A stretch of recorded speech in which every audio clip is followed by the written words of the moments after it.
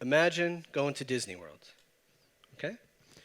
And for most people, maybe you remember the characters from the movies or maybe the Magic Castle. For most people, this is a very happy, pleasant memory. This happy memory and experience almost didn't happen for Taylor because there she was on an airplane, afraid, panicked, in terror. And it wasn't until a flight attendant came over and asked, "Have you considered using hypnosis before?"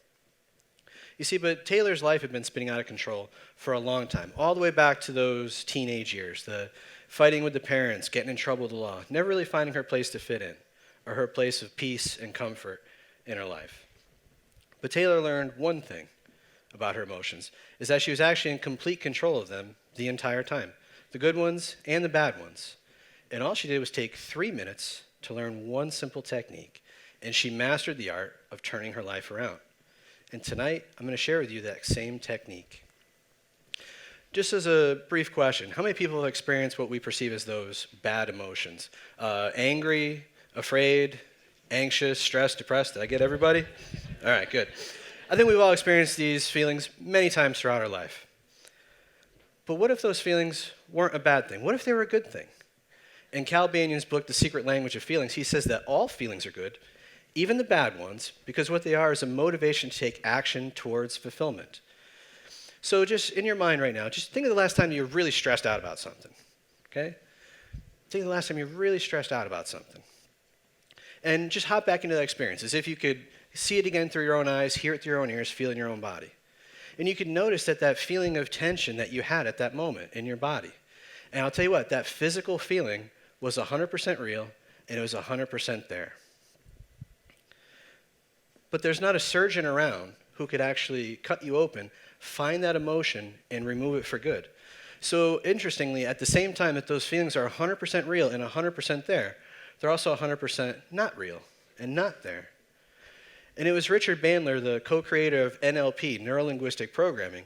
He discovered that we feel feelings as though they're circulating throughout us. So for some people, they're coming towards us or away from us. For some people, it's clockwise or counterclockwise. And he realized that the quickest way to interrupt those patterns is to simply imagine it spinning in the opposite direction. That's where hypnotist Mark Carlin would like to say, we can actually stretch the mind in a different direction, change those unhelpful feelings into something more helpful. Now, when I was a little boy, I had this dream. I wanted to be a professional baseball player. I wanted to play in the big leagues. And I worked really hard. And I played in high school, I played in college, but I'll tell you what, the most proudest moment of my career was when I played for the Cardinals. The very first time I saw my picture on a baseball card. Now, I didn't play for the St. Louis Cardinals. My Little League team was the Cardinals. But still, that was my picture on a baseball card. And that passion and love for the game of baseball has stayed with me ever since. And in order to get that fulfillment, that joy, today I coach co-ed softball. And it was after one of our games this year, I hung around to watch the game after us. The team over here, they were trying to cheat. They were trying to pull a fast one, get an illegal player in the game. And the team over here was coached by twin sisters, and they were not having it. And not only can I hear the anger and the rage and feel it as they ran off the field, I knew I had to get between them, because if they got over here, they were going to cause some damage. So I went up to Karen. I said, "Karen, are you feeling angry right now?" And after almost getting my head ripped off, she says, "Of course I feel angry." I said, "Great. On a scale of 1 to 10, how angry do you feel?" She goes, "I'm a 12. All right. Do you feel as though that feeling is coming towards you or going away from you?" She goes, "It's definitely coming towards me." So that transition from anger and rage to peacefulness and relaxation took only seconds. I said, "Karen, imagine you could take that feeling right here in your throat and just bring it right out in front of you." She goes, "Okay." I said, "That feeling that you feel coming towards you, imagine just spit in the opposite direction." "Okay." "Great, take a deep breath and notice what feels different." She goes,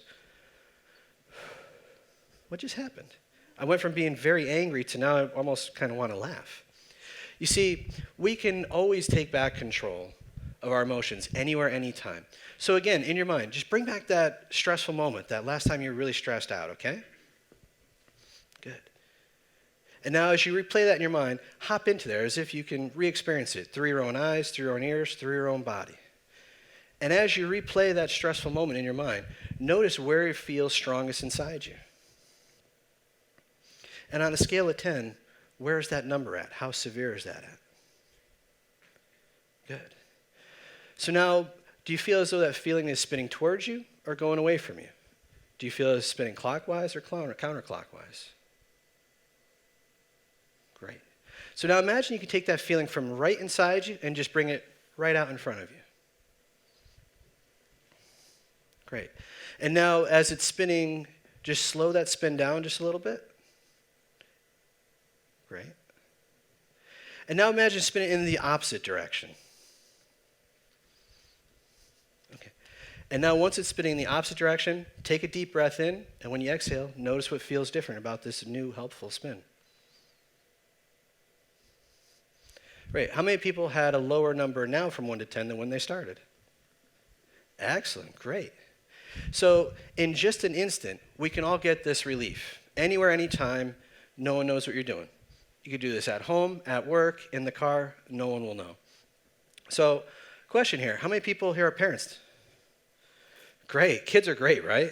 They're smart, they're lovable, they're funny. My little guy keeps me laughing all day long. But I don't have to tell you that at times, it could be tiring. It could be exhausting. You can get out of gas. And my son, it seems like he's the second coming of the Energizer Bunny at times. He just keeps going and going and going. So I'd often find myself at this uncomfortable place of internal conflict where there'd be a couple hours of daylight left. We could still go to the park. We could still go to the playground. We can go have some fun. But I'm out of gas. I got nothing left. I'd rather just go home and relax. And interestingly, when I would go home and relax, I would sit on the bed. And instead of recharging and recovering, I would feel sad. Like I took some time away from us that we can never get back, And I felt sad to the point sometimes I even felt a little depressed. And what helped me out the most is I realized I wasn't alone to occasionally feel depressed. According to a CDC study, 9% of the population occasionally feels some depression. Then what really helped me out was the late great hypnotist Michael Elner.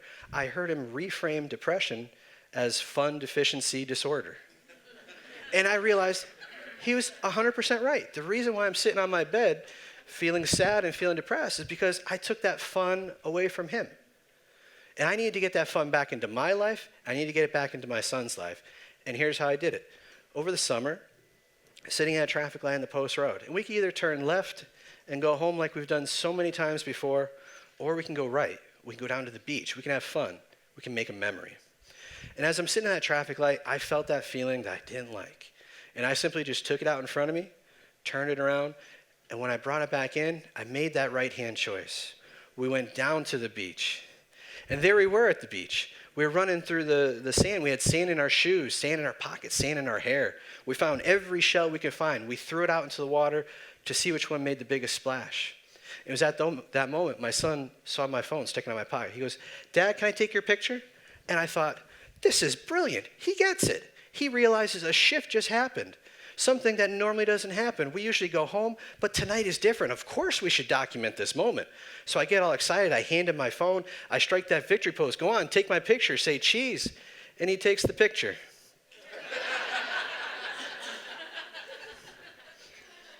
My son was 3 at the time. So even though I'm barely in that picture, it's still one of my favorite pictures.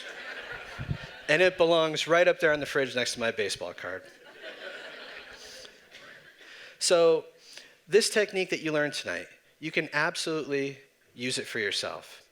And the reason why I want to give this message to you is so that you can not only use it for yourself, but pass it along. Because what if you could help just one other person? What if you could help one other person who's afraid on an airplane to feel relaxed? What if you could help just one friend maybe nervous about a job interview to feel confident in their skills? What if you can help one teammate anxious with the game online to feel cool under pressure? What if you could help one person that just feels a little sad, a little depressed? Could you help them get that fun back in their life? What if that one person you helped was even yourself? So this is simply a tool, a technique. And you can't buy a number 2 pencil, bring it back to the store the next day and say this doesn't work. You have to know how to use the tool. You have to sharpen it. So the next time that maybe your emotions, your work, your home life, or maybe just life in general seems like it's spinning out of control, what will you be able to accomplish when you take back control over your life? Thank you.